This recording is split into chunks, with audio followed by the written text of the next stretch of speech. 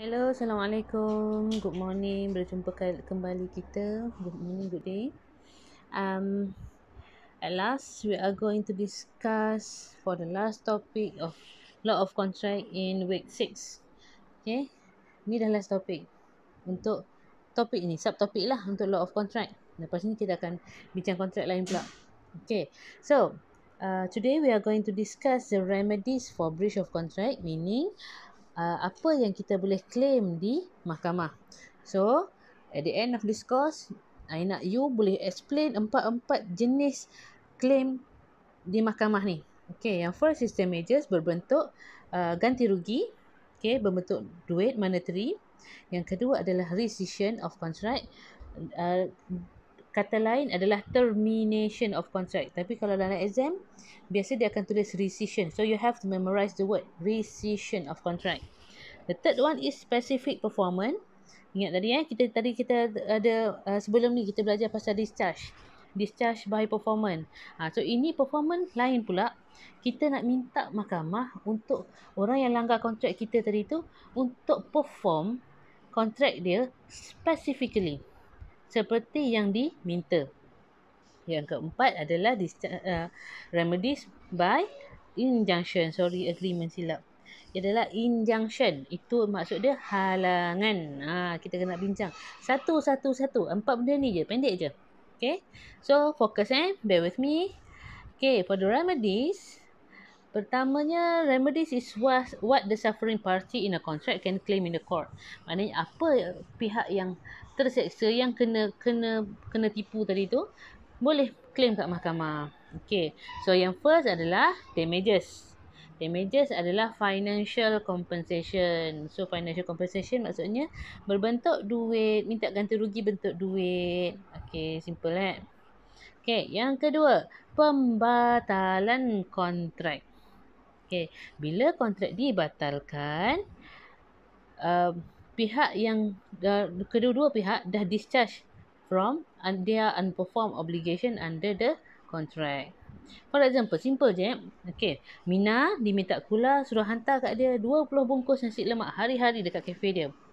Tapi Kula cuma hantar 10 pack je dekat Mina's Cafe untuk 7 hari yang pertama.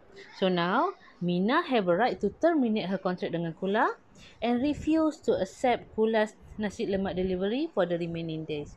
Sebab orang dah langgar kontrak kita kan. So, Mina ada hak untuk batalkan kontrak dengan Kula. And bila dah batalkan kontrak tu dah discharge by breach lah. So, Kula tak perlulah hantar lagi bela-bela nasi lemak tu. Dah orang dah tak nak kan. Suruh minta 20, hantar 10. Okay, kita batalkan kontrak. Sebab awak dah langgar kontrak saya. Itu je. So, apa yang Mina boleh buat kat sini? Dia boleh minta ganti rugi dengan Kula sebab melanggar kontrak. Sebab mungkin kena hantar 20 pack nasi lemak tu untuk event ke kan. So, sepatutnya dia dah ada arrangement dengan orang lain. Dia boleh, bila Kula tak hantar, dia pula kena saman dengan another party. So, Mina boleh saman Kula balik. Okay. So, senang termination contract. Pertama tadi, minta ganti rugi berbentuk duit. Kedua, kita boleh batalkan kontrak. Yang ketiga, specific performance. Ini kita boleh minta timbang rasa mahkamah. Discretion tu maksud dia pertimbangan mahkamah. Okay. Sekejap Okay. It is a court order requiring the defendant, untuk orang yang kita saman tu, defendant tu, okay, to perform the act, untuk melakukan perbuatan seperti dijanjikan dalam mahkamah. So, it is a decree of court directing that the contract shall be performed specifically. Kena buat spesifik seperti yang diminta. Seperti contoh, Tajul beli potret Mona Lisa. Okay, original potret Mona Lisa harga 3 juta daripada Mr. Kim. Lepas tu, dah bayar 3 juta. Mr. Kim tak nak hantar potret tu dekat dia. Tapi, dia hantar potret KLCC. Lepas tu dia bayar lagi dekat Tajul 10 million. So, sekarang Tajul tak nak 10 million tu. Potret Mona Lisa 3 juta ringgit. Awak rasa murah ke mahal? Mona Lisa tu dah satu je tau.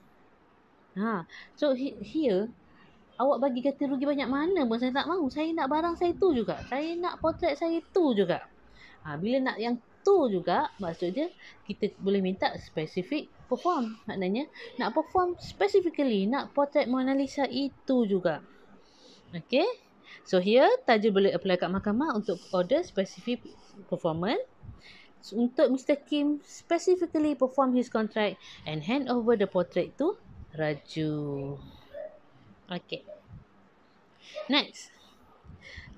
Specific performance boleh dibenarkan di mahkamah dalam situasi tersebut. Okay, yang pertama, bila perbuatan tu berkaitan dengan amanah. Okay, contoh Amran dia pegang stok in trust untuk Bahar. Lepas tu dia dispose, maknanya dia jual tempat lain stok tu. So, the law creates an obligation untuk Amran kena restore the same quantity of stock tu Bahar. Dah awak dah dispose kan, awak kena stok tu kan ada banyak, ada banyak tu je kan. So, Amran boleh minta dekat mahkamah untuk Bahar. Bahar, sebab Amran yang pegang stok tu dekat Bahar kan. So, Bahar boleh minta kat mahkamah untuk Amran cari balik stok, restore balik the same quantity kepada Bahar. Okay, itu yang trust. Itu amanah lah, berkaitan dengan amanah. Sorry. Yang kedua, bila tak ada standard untuk menentukan actual damage. Contoh kita tadi macam Mona Lisa tadi kan. Kalaulah Mona Lisa tu tak ada jumlah yang sesuai untuk kita tentukan berapa jumlah ganti rugi. So, kita boleh minta untuk specific performance. Contoh kat sini, Lela janji dengan Manja nak buat dengan Manja untuk jual gambar, picture painted by a deceased painter. Painter tu dah mati, dah meninggal dah. Dan 2 rare China vases. Ada 2 rare pasu Cina lah. Okay. So, kalaulah Manja tak nak jual kat dia sebab tadi dah ada buat kontrak kan. So, nak cari gambar lain, painter dah meninggal. Okay. So, bila dah tak ada pengganti. So, kita boleh minta nak juga. Kita minta kat mahkamah untuk order specific performance untuk Manja perform juga. Kena jual juga kat dia painting tadi dan juga rare China vases tadi. Okay. So, ini adalah situasi di mana court akan benarkan specific performance lah.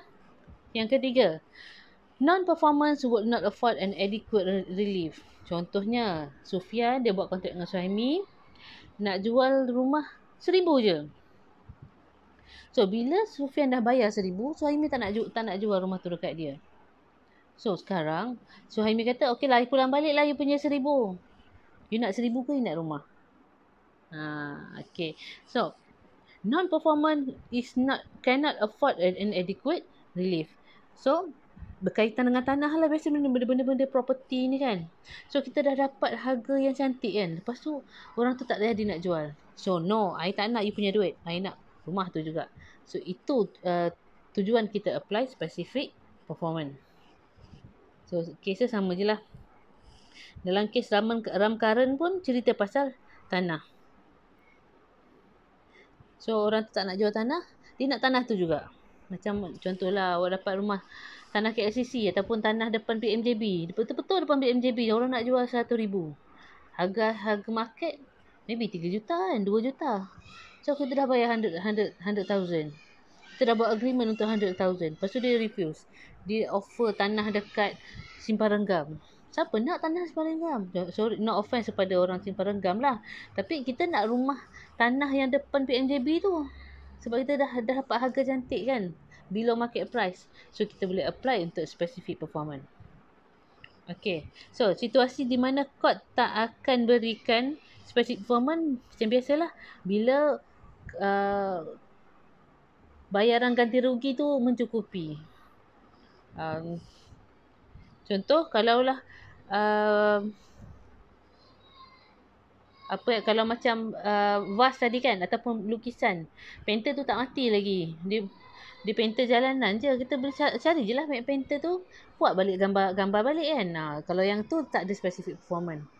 Sebab tadi cerita kita tadi, Mona Lisa, painter pun dah mati. So macam mana kita nak cari kan? Okay.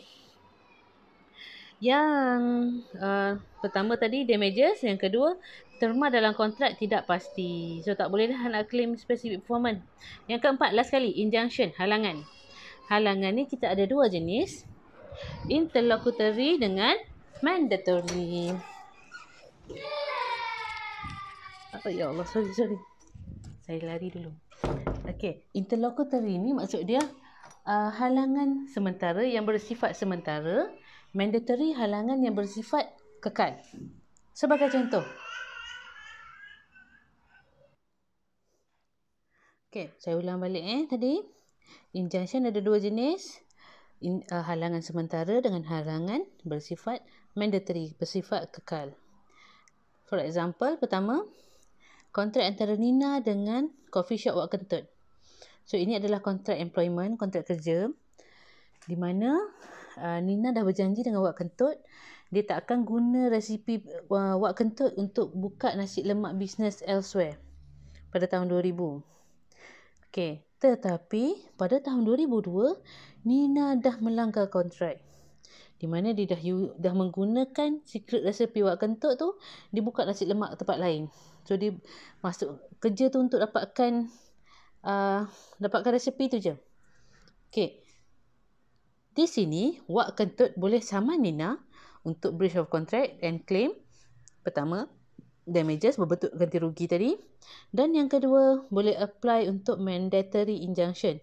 Untuk totally menghalang Nina daripada menggunakan secret recipe nasi lemak dia tu secara sepenuhnya. Tapi macam kita tahu kan, kes-kes kat mahkamah ni lama. Okey. So macam mana kita nak halang Nina daripada teruskan gunakan secret recipe kita? Kita boleh pergi kat mahkamah, apply for interim injunction, halangan bersifat sementara. Sampailah kes mahkamah settle, Nina tidak dibenarkan untuk menggunakan secret recipe tersebut. Okay, so bila kat mahkamah, ada dua contoh. Kalau mahkamah benarkan mandatory injunction, Wak Kentut berjaya membuktikan bahawa memang Nina menggunakan dia punya secret recipe, court boleh benarkan mandatory injunction.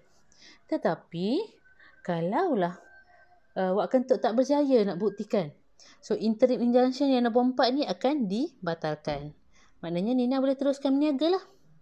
Itu maksudnya halangan. Okay, kita nak menghalang orang daripada buat sesuatu. Specific performance, nak suruh orang buat something. Remedies, apa lagi tadi? Damages berbentuk monetary, berbentuk duit. Okay. Ada satu lagi, tadi apa tadi? Lupa saya. Specific performance dah, injunction dah. Batalkan kontrak, rescission of contract. Okay, pertama damages, duit. Kedua rescission, batalkan kontrak. Yang ketiga specific performance, nak suruh orang perform kontrak. Dan yang keempat adalah injunction, menghalang orang daripada melaksanakan sesuatu.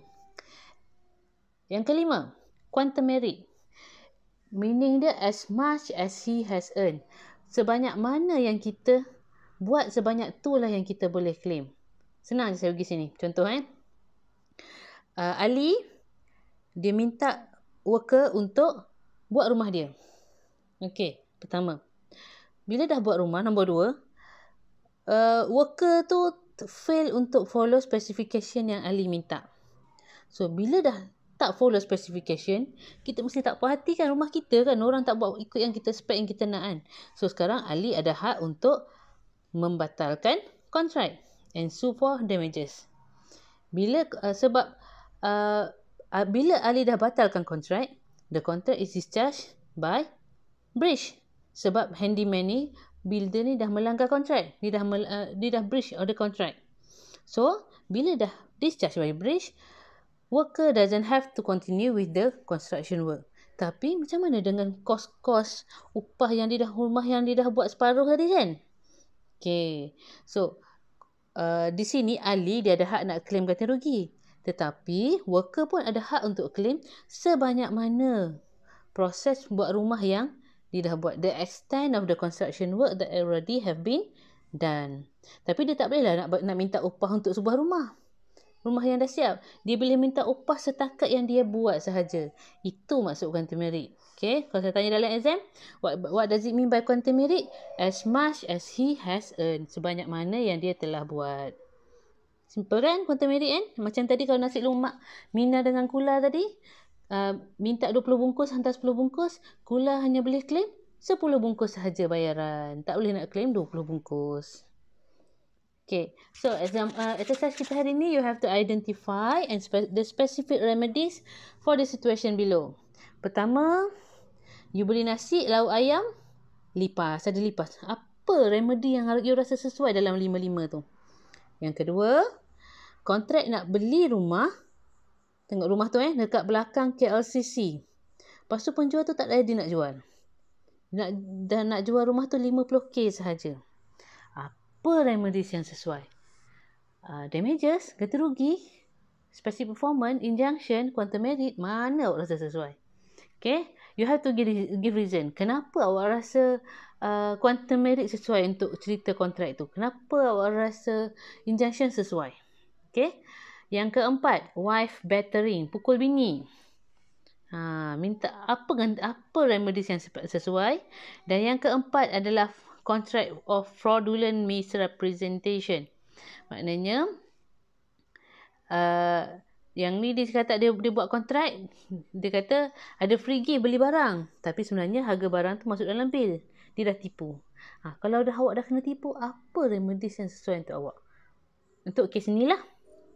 Okey, itu sahaja. Habis dah. Ingat kita ada 5 remedies. Pertama, damages, rescission of contract, terminate contract. Yang ketiga, specific performance. Yang keempat, injunction. Dan yang kelima adalah quantum merit. Itu sahaja. Thank you very much. Assalamualaikum. Bye-bye.